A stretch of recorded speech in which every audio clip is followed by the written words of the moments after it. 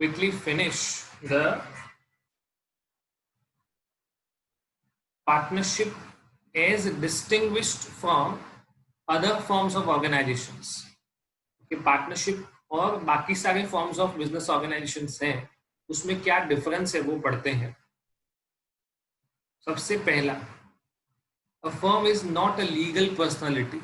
It has no legal personality distinct from the personality of its constituent members. Okay, what does that mean?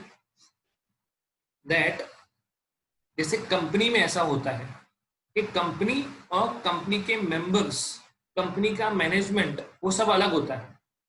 The members of the company can not claim कि ये property हमारा है. Once the property is bought in the name of company, it is belonging to the company. But partnership में कैसा है? If a partner commits a crime in the course of business, तो in that case ऐसा नहीं हो सकता है कि पार्टनरशिप फर्म लायबल नहीं होगा, बिकॉज वो दोनों एक ही है. There is no separate legal existence. Accounting के पॉइंट ऑफ व्यू से वो अलग है, लीगली वो अलग नहीं है. Legally they are one and the same. यहाँ पे वो अकाउंटिंग के पॉइंट ऑफ व्यू से तो अलग है, लीगली भी अलग है. कंपनी कोई काम करेगा उसके लिए मेंबर लायबल नहीं है, और मेंबर कोई काम करेगा उसके लिए कंपनी लायबल नहीं है. ओके. नंबर 2, पार्टनरशिप में एजेंसी रिलेशन होता है. A partner is an agent as well as a principal. Company में ऐसा कोई एजेंसी वाला रिलेशन नहीं होता है. ओके. किसी एक मेंबर का एक्ट बाकी सारे मेंबर्स को बाइंड नहीं कर सकता है. कंपनी में एजेंसी वाला रिलेशनशिप एग्जिस्टेंस में होता नहीं है. और अगर आप ऐसा कहो, है ना, मेंबर्स ऐसा कहें कि हमने डायरेक्टर्स को अपॉइंट किया है तो डायरेक्टर्स हमारे एजेंट हैं, वो भी गलत है. Even directors will not be considered as an agents. Number 3, यहां तक किसी को डाउट है? सबको आवाज क्लियरली सुनाई दे रहा है ना? Yes, sir. Okay. Number 3, just a minute.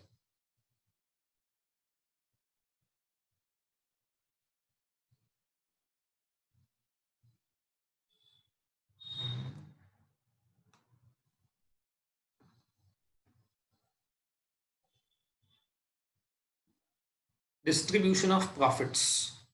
Partnership में प्रॉफिट किसके अंदर डिस्ट्रीब्यूट हो जाता है, और वो कंपलसरी है.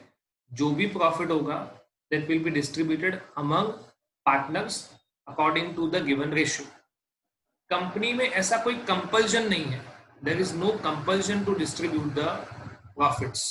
कंपनी अगर डिविडेंड डिक्लेयर करेगा तो मेंबर्स को कुछ पैसा मिलेगा, otherwise there is no compulsion to distribute the profits among the members. Partnership में कंपलसरी है, कंपनी में वो केस कंपलसरी नहीं. Is it okay?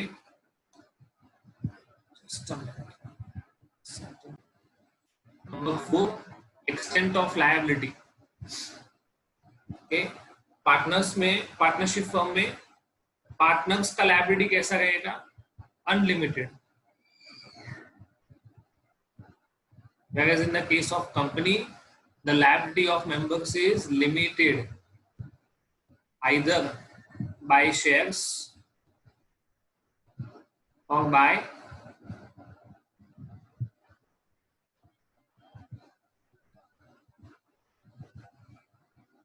guarantee. okay. by shares के केस में क्या होगा? up to the amount of unpaid value per share. सोचो कि मैंने 10,000 शेयर लिए हैं, वो शेयर का पर शेयर वैल्यू 10 रुपए है, पर मैंने 7 रुपीज पे कर दिया है, तो मेरा रिमेनिंग लायबिलिटी 3 रुपए है. Okay. In case of a company limited by guarantee, मैंने कंपनी को प्रॉमिस किया था कि मैं 5 लाख रुपए दूंगा लमसम. नंबर ऑफ शेयर्स की तो बात ही नहीं है. इसमें से मैंने 4 लाख रुपए पे कर दिया है, तो मेरा रिमेनिंग लायबिलिटी होगा 1 lakh. Means my total liability is limited to 5 lakh. फिर कंपनी को कितना भी नुकसान हो उससे मुझे कोई मतलब नहीं है. ओके.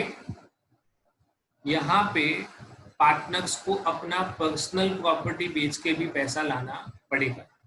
ओके, और एक केस ऐसा है कि समझो पार्टनर की पर्सनल प्रॉपर्टी, मतलब पार्टनर के पास एक घर है, फर्म इंसॉल्वेंट हो गया, फर्म की सारी एसेट्स बेच दी, उसमें से भी पैसा रिकवर नहीं हुआ, तो पार्टनर्स को अपनी इंडिविजुअल प्रॉपर्टीज बेच के भी पैसा देना पड़ेगा। इसमें से एक पार्टनर है जिसके घर की वैल्यू 25 लाख रुपए है और उसके सामने उसने लोन लिया हुआ है जिसमें अभी भी 18 लाख आउटस्टैंडिंग है, तो वो पार्टनरशिप में मैक्सिमम 7 लाख कंट्रीब्यूट कर पाएगा। पर्सनल प्रॉपर्टी में से पर्सनल डेट पहले पे करेंगे, उसके बाद जो अमाउंट बचेगा वो पार्टनरशिप में जाएगा। ये थोड़ा ध्यान रखने की जरूरत है। ओके, प्रॉपर्टी, जो भी प्रॉपर्टी होगा, it belongs to partners, it is a joint estate of partners. Okay, company के केस में it is separate from the members, it is separate from the members. Is it clear? Transfer of shares, partnership का share बिना सारे partners के, okay, without consent of all partners, it cannot be transferred. Whereas in the case of company, mostly वो unrestricted रहता है। okay, private company में थोड़े बहुत रिस्ट्रिक्शन अभी भी होते हैं। okay, it is not prohibited, it is restricted somewhat। Public company के केस में तो वो फ्री ट्रांसफर होता है, इस फ्रीली ट्रांसफरेबल। ये इसका सबसे मेन ऑब्जेक्टिव है, मेन फीचर है पब्लिक कंपनी का। ओके, अदरवाइज क्या होगा, एक बार आपने किसी कंपनी के शेयर खरीदे होगा, आप उसको बेच नहीं सकते हो, तो उस कंपनी के शेयर्स का प्राइस कितना भी बढ़े उससे आपको कोई फर्क नहीं पड़ेगा, बिकॉज आपको वो गेन को लिक्विडेट करने का मौका ही नहीं मिल रहा है। Okay, it is like you are permanently wedded to the company। okay, ऐसा कहा जाता है, if this feature is not there, it means you are permanently wedded to the company। Management, normally अगर पार्टनरशिप डीड में कोई specification न हो तो सारे पार्टनर्स को मैनेजमेंट करने का अधिकार है, बट अगर पार्टनरशिप डीड में स्पेसिफाइड है कि परचेज ये करेगा, सेल ये करेगा, अकाउंट से मेंटेन करेगा, तो अकॉर्डिंगली। बट अगर डीड में मेंशन ना हो तो सारे पार्टनर्स बिजनेस में पार्टिसिपेट कर सकते हैं, बिजनेस का मैनेजमेंट कर सकते हैं। whereas in the case of company, members, that is shareholders as such, are not allowed to participate in the daily management of company। उनको डेली मैनेजमेंट में पार्टिसिपेट करने का राइट नहीं है, but they have a right to attend the meeting. Meeting में जा सकते हैं, कंपनी का जो भी मीटिंग होगा उसमें वोट दे सकते हैं, ये सारे राइट्स मिलेंगे। ओके, अगर कोई भी मेंबर कंपनी का मैनेजमेंट करना चाहता है, if any member wants to do the management of company, then he has to stand in the election of director। उसको पहले डायरेक्टर बनना पड़ेगा, बाद ही वो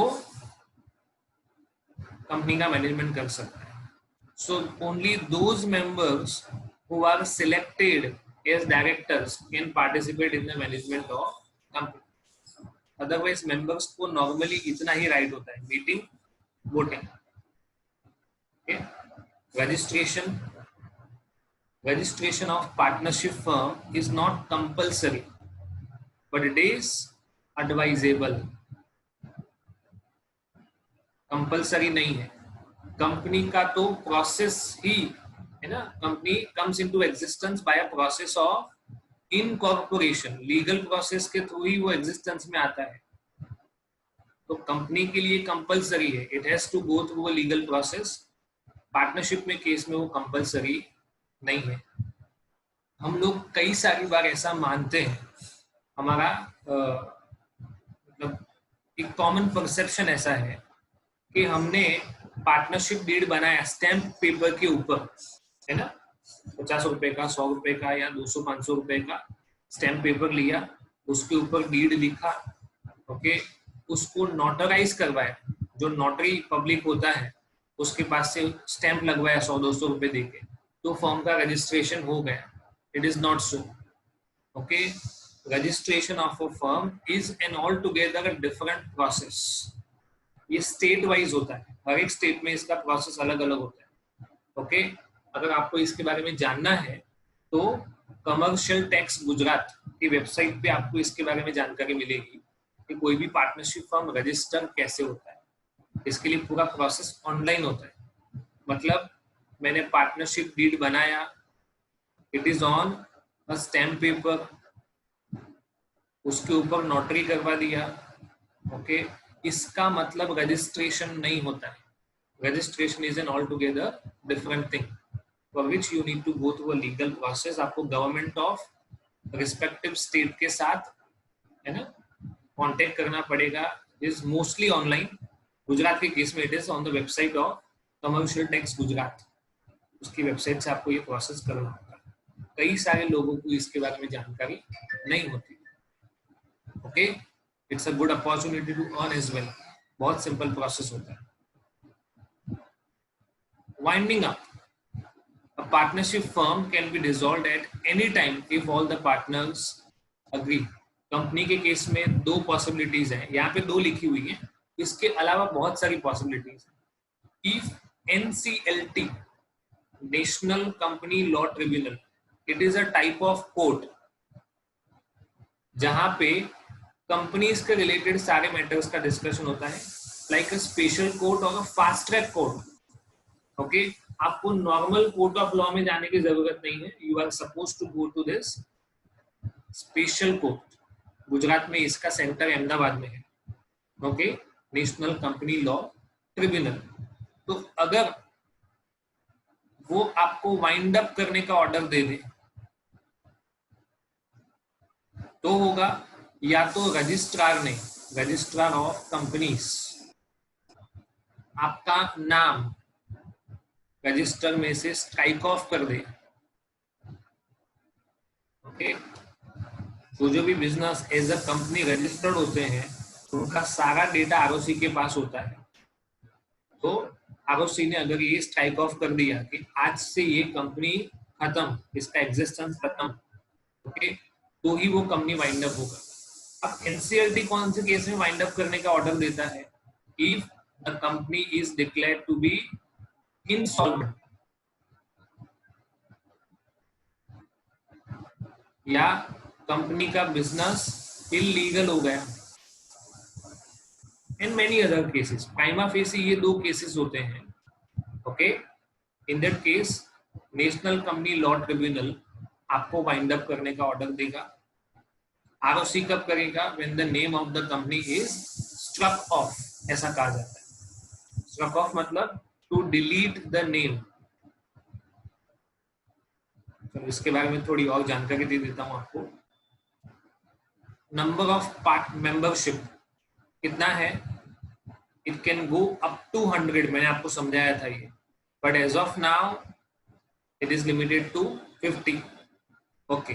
कंपनी के केस में तीन पॉसिबिलिटीज हैं, OPC, private limited and public company. OPC में ओनली वन मेंबर, एक मेंबर से भी कंपनी बन सकता है। प्राइवेट में 200, मिनिमम 2, मैक्सिमम 200। पब्लिक में minimum 7, maximum no limit, okay. OPC was not there before 2013। जब 2013 में कंपनीज एक्ट आया उसमें उन्होंने ऐसी कंपनीज के लिए प्रोविजन बनाया है जो 1% भी स्टार्ट कर सकता है, but there are certain limitations कि उनका पेड अप कैपिटल इतना ही होना चाहिए, उनका टर्नओवर 2 करोड़ से ज्यादा नहीं होना चाहिए। Once the company crosses the turnover of 2 crore, it automatically becomes a private limited company और उनको एक और मेंबर जोड़ना पड़ेगा। ओके, चलो, duration of existence, number of types are there, but उसके बारे में आगे पढ़ेंगे। नॉर्मली अगर पार्टनरशिप डीड में स्पेसिफिकली मेंशन नहीं है तो जैसे ही कोई पार्टनर की डेथ होती है या रिटायरमेंट होता है या इंसॉल्वेंसी होता है तो फर्म डिसॉल्व हो जाएगा। पर अगर उन लोगों ने ऐसा लिखा है कि किसी पार्टनर के डेथ या रिटायरमेंट की वजह से फर्म बंद नहीं होगा, the firm will continue with the remaining partners. Okay, तो ही ये कंटिन्यू रहेगा। अगर आपने कुछ भी नहीं लिखा है then it must be dissolve. Company का कैसा सक्सेशन होता है? Perpetual succession. Okay, it will go on and on. कितने मेंबर्स आएंगे जाएंगे, ओके, डेथ हो जाएगी, कंपनी छोड़ के चले जाएंगे, whatever it may be, उससे कंपनी को कोई फर्क पड़ता नहीं है। That we can understand. Okay, whenever Tata iron and steel company was made, okay, तब उसके मेंबर्स जो थे आज उनमें से शायद कोई भी नहीं बचा होगा, but still the company is going on. Okay, company enjoys a perpetual succession beyond the lives of members. So that was the difference between partnership and company. Second is partnership versus club. ये भी association है, ये भी association है, पर इसका objective for profit है, इसका non profit organisation. Okay, relation, partners are called agents as well as principals. यहाँ पे उनको मेंबर्स कहा जाएगा। There is no agency relationship. Partner is having interest, obvious है, उसने इन्वेस्टमेंट किया है तो उसको फर्म की प्रॉपर्टी में इंटरेस्ट होगा। A member of club has no interest. Dissolution, a change in the partners of the firm affects its existence. Club के केस में ऐसा नहीं होता है, members can change, members change हो गए तो भी फर्म के एग्जिस्टेंस को कोई अफेक्ट होता नहीं है। सर, यस, क्लब और partnership versus Hindu undivided family. Okay, यहाँ पे अग्रीमेंट का होना जरूरी है। यहाँ पे बाय बर्थ आपको स्टेटस मिल जाएगा। इधर पार्टनर कहा जाता है, इधर को पार्टनर। ओके, आपने पढ़ा होगा थोड़ा बहुत, मिताक्षर स्कूल है ना, दया भागा थोड़ा। सर मेंबर भी कहा जाता है ना? हाँ, member, it can even be called, yes. Yes. आगे उसको उसी नाम से बुलाएंगे। Death of a partner ordinarily leads to dissolution of partnership. इधर पार्टनरशिप बोला है, फर्म नहीं बोला है। Okay, death of a member does not give rise to dissolution of family business. Okay, यहाँ पे एक और चीज मैं क्लियर कर देता हूँ थोड़ा आगे बढ़ने से पहले। बढ़ते हैं आगे। Management, all partners are equally entitled to. यहाँ पे मैनेजमेंट कौन करेगा? कर्ता।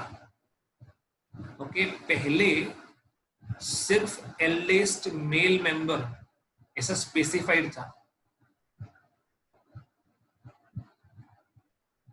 Before 2016 it was specified that only eldest male member can be a karta.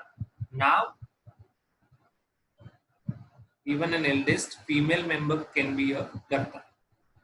Okay, 2016 में इसका एक स्पेसिफिक केस लॉ आया था और तब से उस केस लॉ के बेसिस पे से ऐसा डिसाइड हुआ कि even a female member can participate in the, sorry, can be a कर्ता, पार्टिसिपेट तो कर ही सकते हैं।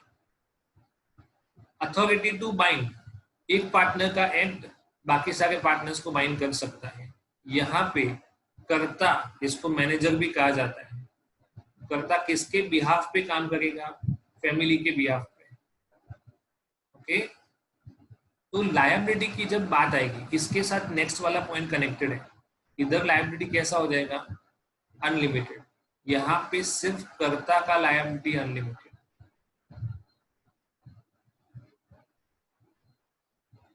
बाकी सारे जो मेंबर्स हैं उनकी लायबिलिटी लिमिटेड है। कहां तक? Up to their share. मतलब मेरा किसी हिंदू अनडिवाइडेड फैमिली में 1 करोड़ रुपए का शेयर है, my share is limited up to 1 crore, तो मेरा लायबिलिटी भी 1 करोड़ तक लिमिटेड है। अगर मेरा लॉस, मतलब फैमिली बिजनेस में लॉस हुआ और इंडिविजुअल लॉस आ रहा है 1.5 crore, then also I am liable for 1 crore only. मेरा, मुझे जितना HUF में से मिला है, मेरा लायबिलिटी उतना ही है, not more than that. Okay, moving forward, calling for accounts on closure. Can a partner demand the account?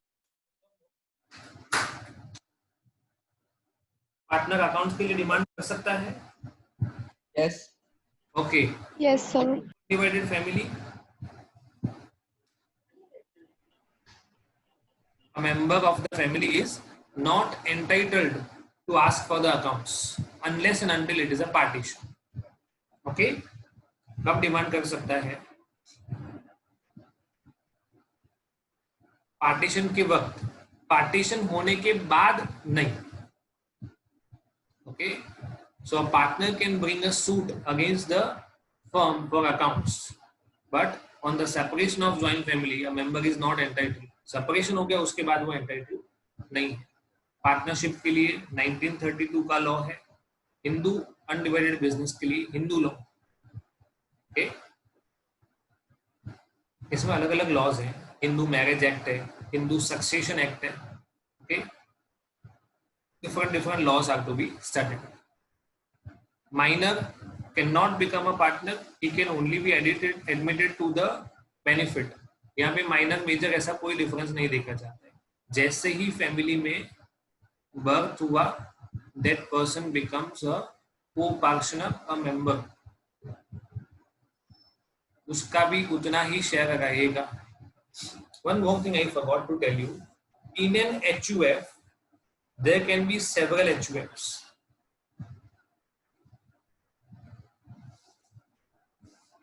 समझो कि एल्डेस्ट पर्सन घर के जो हैं, है ना, ग्रैंडफादर और ग्रैंडमदर, तो उनका HUF बनेगा ना, उसमें सब लोग इंक्लूड होंगे, everybody will be included, every member of the family. अब ये जो दादा या दादी हैं, उनके 3 या 4 बेटे हैं, ओके, और सबकी शादी हो चुकी है, ओके, तो उनका भी सेपरेट HUF बन सकता है। मतलब वो लोग मेन HUF में भी को पार्टनर है और वो अपने सेपरेट HUF में भी को पार्टनर्स हैं। जितनी फैमिलीज हैं उतने HUF बन सकते हैं। ओके, दादा के 5 या 6 लड़के लड़कियां हैं, ओके, तो और उनकी शादी हो गई है, उन सबके सेपरेट HUF बन सकते हैं। और ज्यादातर टैक्स मैनेजमेंट के लिए HUF का बहुत यूज होता है। धीरे धीरे आप पढ़ोगे, आगे आने वाले सब्जेक्ट्स तो क्लियर हो जाएगा। Continuity, a firm subject to a contract between the partners gets dissolved by the death or insolvency. Okay, joint Hindu undivided family वो कंटिन्यू रहता है, किसी की डेथ की वजह से वो बिजनेस बंद नहीं होगा या वो अफेक्ट नहीं होगा। पार्टनरशिप में नंबर ऑफ मेंबर्स 50 है, इधर अनलिमिटेड है। Share in the business defined share है। कैसा शेयर है? Defined. In HUF no co-partner as a definite share, किसी का भी डेफिनेट शेयर नहीं होता। ऐसा क्यों?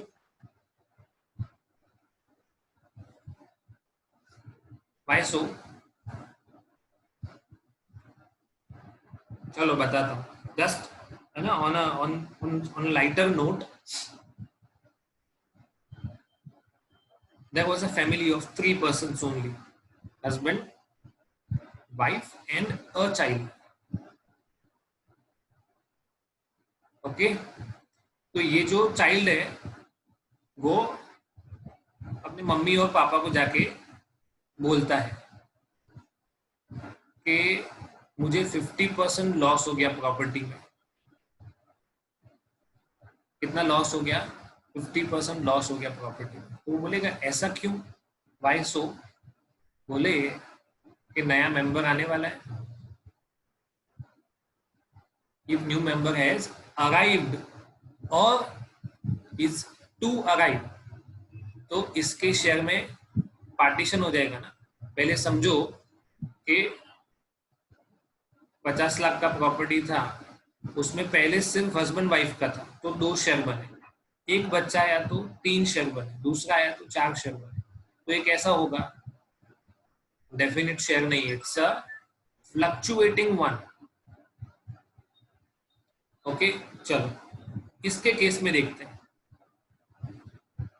ये एचयूएफ है, इधर 3 एचयूएफ है। अब इधर कोई भी एचयूएफ या किसी भी सन को दूसरा सन या डॉटर आया किधर भी, तो बाकी सारे लोगों को अफेक्ट होगा ना। उनका जो share in the property of family है उसमें ऑब्वियसली शेयरिंग होगा। It is always equally divided. इसमें ऐसा नहीं होता है कि मेरा 10% है तुम्हारा 5% है। It is always equally divided. It is capable of being enlarged. किसी की डेथ हो गई तो शेयर बढ़ जाएगा, और बर्थ हो गया तो शेयर कम हो जाएगा। okay? इधर आपको दिया हुआ है, देखिए, तो मैंने आपको बताया ना, even a female member, female eldest person can be a कर्ता। इन 2016 it was given.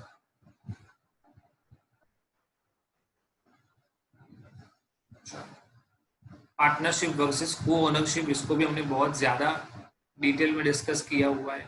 Partnership always arises out of a contract, agreement होना चाहिए। को ownership may arise from the agreement or by the operation of law, such as by inheritance. Obvious है, Hindu undivided family में देखा ना, the property is co-owned by everybody, तो वो inheritance के थ्रू भी आता है। इम्प्लाइड एजेंसी, यहाँ पे एजेंसी का रिलेशन होगा, यहाँ पे कोई ऐसा रिलेशन नहीं है। Nature of interest, there is a community joint interest. इधर नेसेसरी नहीं है कि co-ownership does not necessarily involve sharing of profits and losses. Transfer of interest, it can be transferred by consent of other partners, means consent of all partners.